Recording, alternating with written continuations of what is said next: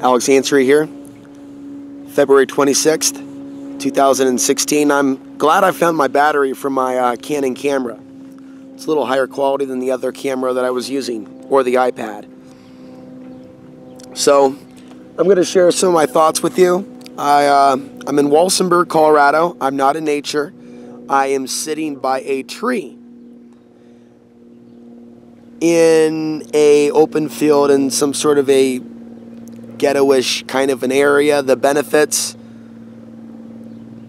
of, I'm going to try to talk about a lot of different things in this video. I'm going to allow myself to be abstract. And I'm doing this video in public. It's part of my, finding my Zen space wherever I go series. So I'm under the sun. It's a nice clear day. And I was going to say the benefit to some of the lower income areas is places to park. There may be certain streets where, the American Southwest has a lot of haunted areas, especially down around Costilla County, Trinidad, Colorado, other places, Walsenburg, Costilla, New Mexico, San Nicasio, Colorado. And it doesn't have to be looked at as a negative thing. This is how it is anywhere where you have old buildings. Like in Portland, there's old bars. And there's a lot of old residue from, the old brothel days, where the woman would sit out on the podium. Out on the balcony. Hey, boys. And, business was done. So there's a lot of residue of the past in a lot of these places. And I still think a great deal about that energetic residue in Portland, Oregon, and what's happening now. By the way, it seems like most of the stories coming out of Portland it's an increase in stories about professors, teachers, or other men in certain professions being arrested for molestation, sex abuse, but not just men, women as well. A sharp rise for some reason in stories about female teachers being arrested for having gangbangs with their students. I don't know if this was happening as much in the past or if this is something new. I'm going to try to keep my speculation on that to a minimum. But what I will say is that, when we're dealing with sex abuse and we're dealing with adults and kids, you're dealing with sexual demons, parasites that they possess. Okay. So we're seeing a rise in drug abuse and sex crimes to a degree within society, at least the coverage of it. But there's a certain aspect of society that has lost its mind. That sun that sits there above our heads has been known to affect the behavior of human beings on this planet. And I believe this was known by the ancients, but it's still not something that is widely known by human beings today. So when I talk about cycles and the fact that I don't see everything as just a beginning and an ending, there are cycles, there are ups and downs, like a sound wave, like night and day, literally, caused by the changing position between where we are and the sun. Whether you believe that the earth is spinning or you believe that the earth is flat, regardless, the sun brings light to our world and impacts our reality. And I believe that the study of how the sun can bring periods where people do lose their shit, it's important to have this information, more important, I believe, than even, traditional astrology, where people focus on the planets. I've met very few people that are into, quote, astrology, that know about the solar cycles and the war cycles, the solar maximum. And I don't believe that focusing on the planets and planet energy is yeah, it's hard to put my my finger on the word that I want to use. But there's a blind spot still within our culture and species as to how the sun impacts human consciousness. Now, going back a few steps and trying to hold a focus in an actual urban environment.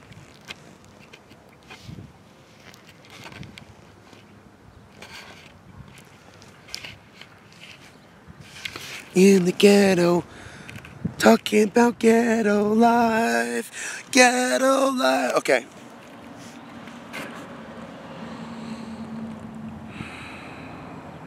So with the rise in sex attacks, violence, war, we see solar maximum in recent years, and we see people moving around. We see volcanoes erupting, earthquakes. We see sinkholes. We see wars and rumors of war. We see racial tensions. We see the media amping up racial tensions. I said several years ago that the elite, the powers that be, those that actually run the show, they understand that when they're getting more geomagnetic storms, there's a certain effect on human consciousness. Now, of course, it doesn't make the sun evil. It's almost as if a limited consciousness will respond to my information that way.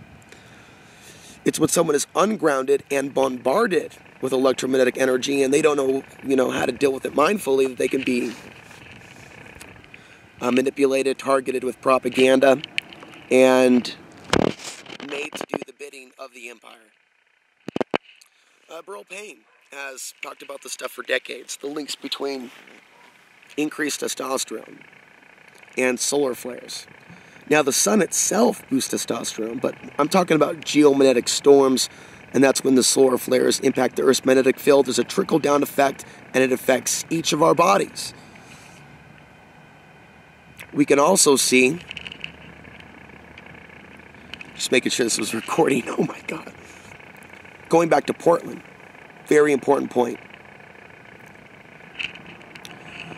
So I've come to believe that certain cities are more impacted by that energy than others. Now, could there be more of a positive effect and maybe more of a negative effect based on certain factors? We can define positive as far as, that solar energy being used towards community activism, people coming together, people building homes together, people falling in love and having passion for each other, positive effects of the sun. You see where I'm going with this? As opposed to the warlike aspects of the sun getting all, oh, okay, well, it's time to go rape somebody. Oh, it's time to go bomb something. Oh, and literally, I'm a male. Some of you are men, but you still haven't figured out that there's a certain aspect of men that are just overall aggressive in their world in all types of different ways. Not just men, but women as well. They get the migraines from the solar flares.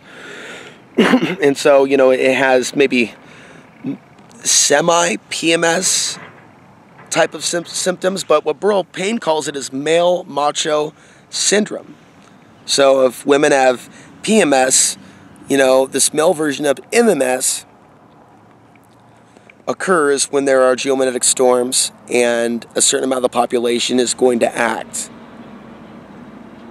automatically to that. And if they're ungrounded and they're unconscious and they're being targeted with mind control, or if something has complete control of their consciousness, we know they have control over the media.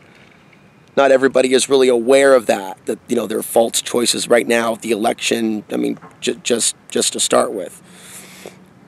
The media is amping up the racial tensions. I mean, that's all obvious. So a lot of people can be easily duped when there are solar flares to go, if they're being customly programmed, maybe to fear this group or to be angry at this group. It's like they're being sent out during these periods where they're blasted with the mind control and the propaganda during the solar flares, and they're running around like a bunch of sleeper agents, in my opinion. Much of the human species is running around like a bunch of robots when the archons push the buttons because they know how to use the solar cycles to their benefit. Most humans don't want to know about the solar cycles. They're all up into Neptune's butt. Pluto, Saturn, oh, give me more of that. Give me a little Mars. So we literally almost have a society obsessed with the occult and astrology when it comes to the sun. And I don't mean sun worship, but understanding that it's like a block. And so there's no doubt in my mind that this information is truly threatening to the real powers that be. If only the human species could come to understand this concept and how valuable this information is,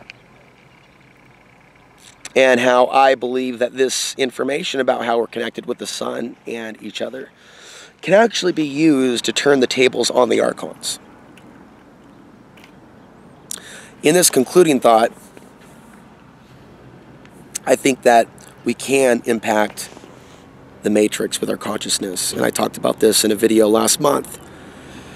It's amazing the videos that people don't find of mine when they rush to judge me as someone that, has never thought about things like the law of attraction, but I have a different understanding of what is a mindful way to understand the law of attraction and our abilities and our talents and gifts.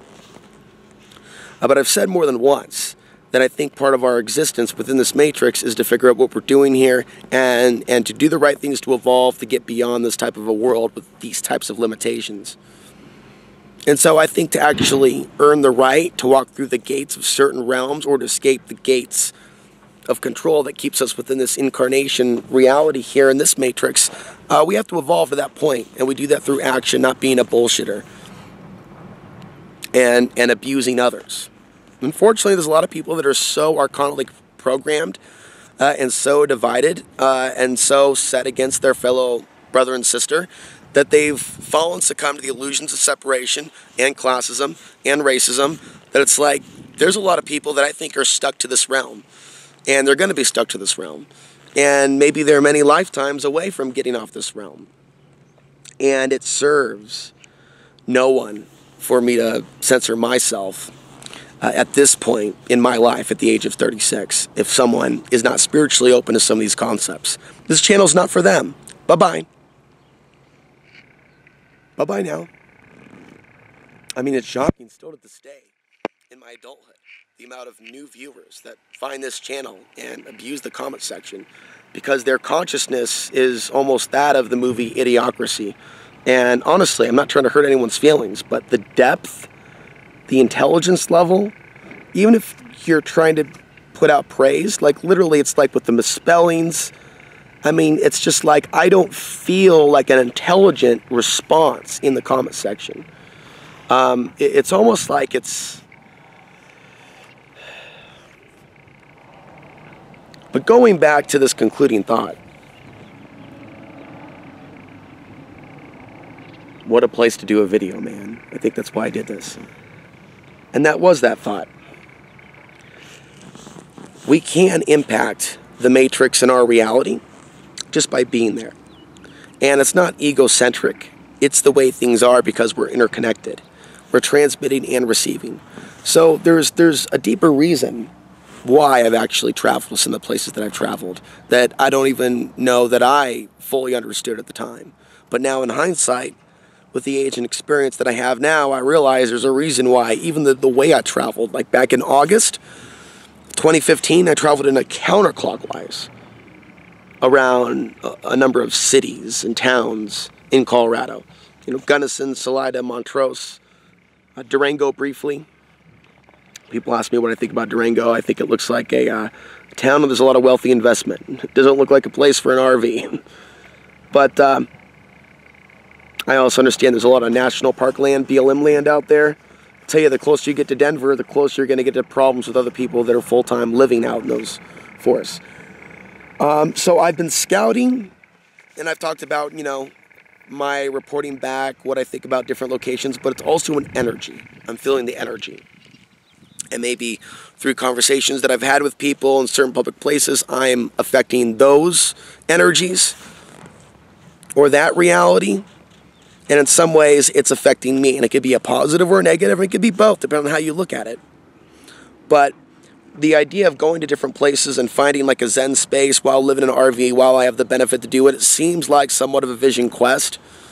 and also fairly unique that I have the ability to come to you on video, but then the added stress of people actually attacking me that comes as a human being through the insults, the comment sections, the immature, like I can do a workout video and someone to go on a rant how I don't know how to do anything just to elevate his own sense of self-confidence. And I noticed a couple of people were doing that last night. Like literally it was occurring when I was meditating, and I'll notice when I'm going deeper into whatever I'm doing spiritually to ground, it's like the most off the wall. And I'm saying all of you, I'm saying the people usually with no content, and then sometimes a YouTuber with content who's like a 24/7 sociopath. There are some of those. And so, you know, when you see the rise in troll-like activity and people attacking other people on the internet that actually never attack them, what you're seeing is a rise in mental illness in our culture. That is the archonic influence. And for some reason, back to the sun, the same thing that brings us life, that brings us light, also seems to bring energy and life and fuel. What about those drones that are solar powered, never have to come down? That which brings us life also brings other things life. From the predators to the prey. So I think this is important to understand. That those periods where human beings are most active, and in some cases most emotional, and you see the most ODs as well. Again, there's different effects of the sun, depending on the consciousness of the person experiencing that boost of whatever is already going on with them. And so what it does when you have a bunch of people out of balance, warring and killing and raping and just losing their mind, committing suicide slowly through drugs and alcohol because they feel compelled to use. My hypothesis to you, what I believe, is that the archons are siphoning energy from the human population. They're harvesting. It's harvest season. Just like there's harvest season, I'm actually going deeper into a thought now. Because usually I just run over this idea and jump around to other stuff. It's like harvest season, where there is a harvest season for your bud. Isn't it interesting how females are preferred to males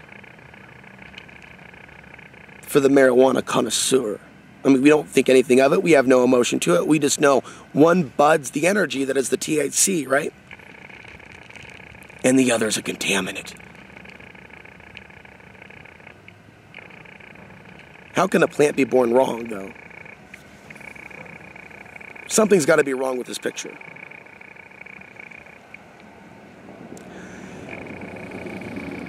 And so, when you look at what's happening with humanity, there are also things that don't make sense. Where there's discrimination, where there's racism. And then you ask yourself, who benefits? Do the humans? Do the plants? Do the trees? Do the animals? Do they benefit from all these walls and illusions and divisions? Is that really the organic way?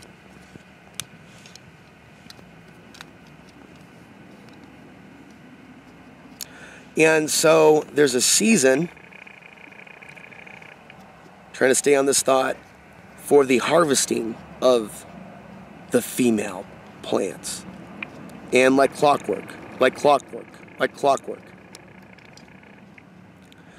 And there's a certain harvesting of the male human beings, like clockwork, that are sent to war during each solar maximum on a planet where the pattern has clearly been demonstrated to be real by Alexander Chavinsky of 1918, who looked at the cycles of war and peace over 2,500 years.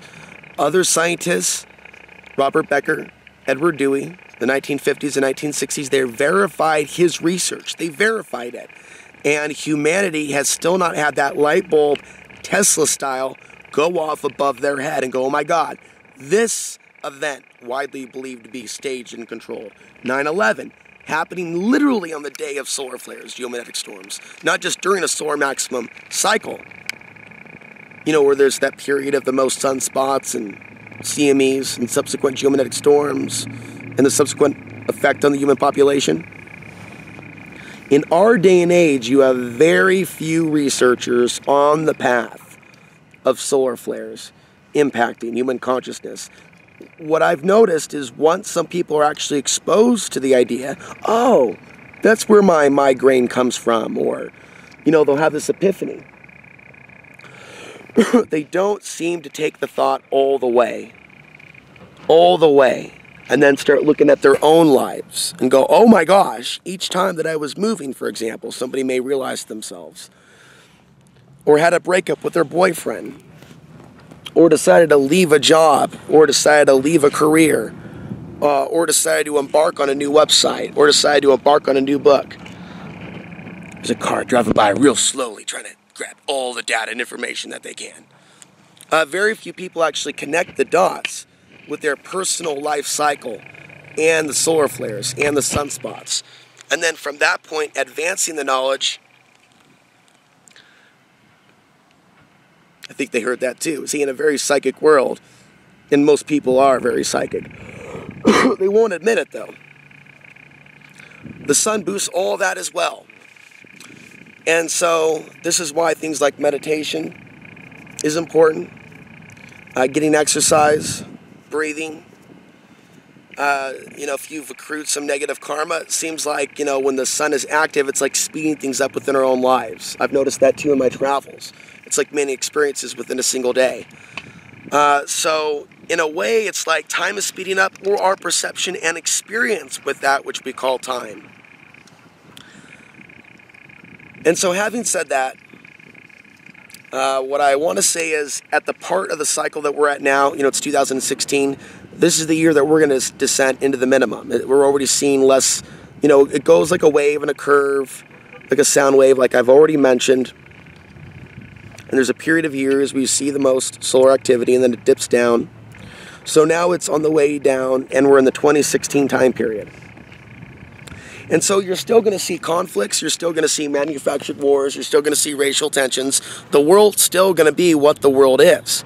But there is a high and a low. It's not just one line. You may have a debt that's just one line, but when it comes to energy and the way things feel and the way things grow and the seasons, we're not just going towards one big summer. We have a summer and we have a winter. Those summers and winters may be different, but it's still a summer and a winter. People are fascinated that they're seeing someone speak about something that it's just, so people are driving by slowly just going, what's going on? It's a cell phone. Maybe I should have a fake cell phone as like it's okay folks. I'm just another cell phone zombie.